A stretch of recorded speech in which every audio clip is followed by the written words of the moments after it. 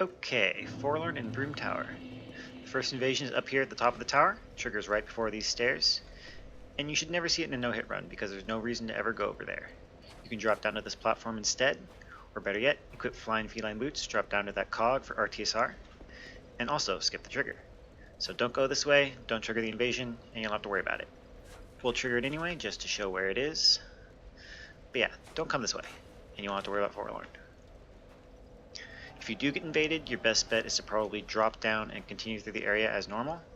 Forlorn is not good at platforming, he probably can't follow you down here, so you should be able to just continue through and eventually despawn him.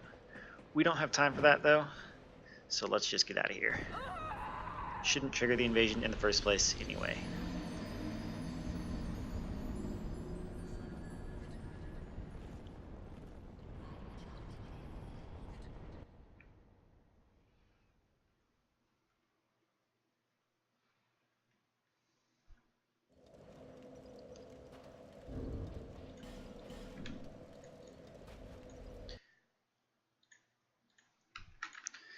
The next invasion in Brume Tower is a little trickier. It can be quite dangerous.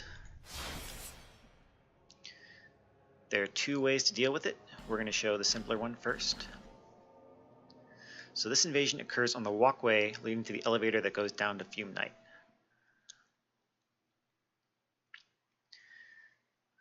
So here we are in the room with all the holes, and where you drop down, there's an Iron Warrior guarding this gate. I've already killed him.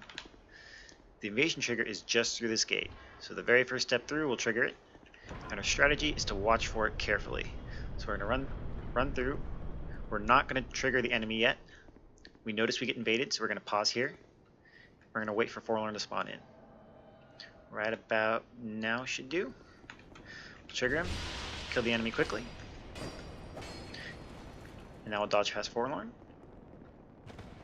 There we go, and run through.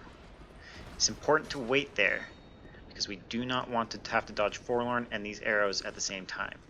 So we want to let Forlorn get a little closer so we can dodge past him on his own and then get through, past the arrows also on their own.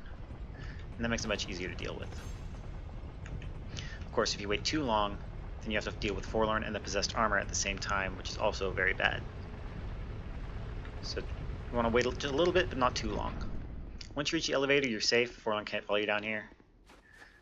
So you can despawn him at the fog gate. No problem.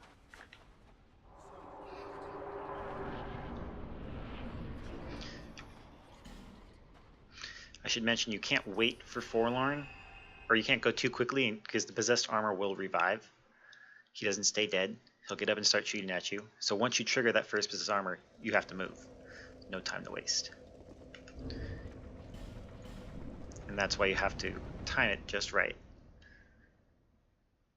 so that Forlorn is neither too near nor too far after you kill the armor. Anyway, on to the next method. In this method, we are going to skip the invasion trigger entirely, so we won't have to worry about Forlorn, but it does present a different sort of difficulty. We're going to be doing some interesting platforming. This is definitely not something you want to attempt without practice, because if you get it wrong, you die. Okay, so here we are. This is the elevator that leads down towards that area. I've got Flying Feline Boots and the Cat Ring. Those are both important. I've also got a little extra weight for RTSR, though that doesn't matter too much. So we're going to stand on this rectangle on the elevator, just in the corner here. I'm going to aim to the left of this chain. When the elevator hits the bottom, I'm going to dash off and do a plunging attack.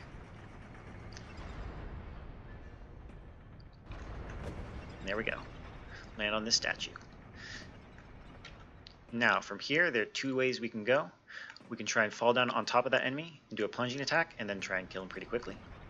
I don't really recommend that because there's a small chance, it's very small, but there is a chance that the enemy skips his normal spinning attack and attacks you instead immediately, and then you die because you'll be in a plunging attack, which means you cannot dodge. It's rare, but possible. Also, it's hard to set up RTSR on that drop because the statue's back is sloped, which makes fall damage kind of inconsistent. So it's hard to plan exactly how much damage you're going to take. And without RTSR, killing the enemy quickly can be a little difficult. So instead, I'm going to go to the other side. I'm going to try and land without triggering the enemy. but that's also somewhat precise. It is consistent though if you line it up. So I'm going to aim for the left of the rail. I'm going to stand back here and I'm going to run through between the statue's neck and shoulder. So line that up and dash off. Land, get RTSR, don't trigger the enemy. And now I can go through the area as normal. Don't need to worry about Forlorn. Because the trigger for Forlorn is only back here by the door. It's very small, so there's no risk of accidentally triggering him. And yeah, that's about it. Once you're down here, you're good to go. I should mention, like, landing on that statue obviously is not dev intended. So this is a bit of a gray area for no hit run rules. It's not a glitch, it's not out of bounds. Personally, I think it should be allowed. I would not call a run invalid if you use it.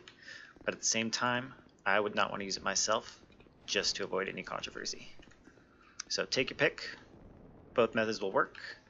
This one obviously is faster because you skip all that area, but either way works. And that's it. Forlorn and Brume Tower.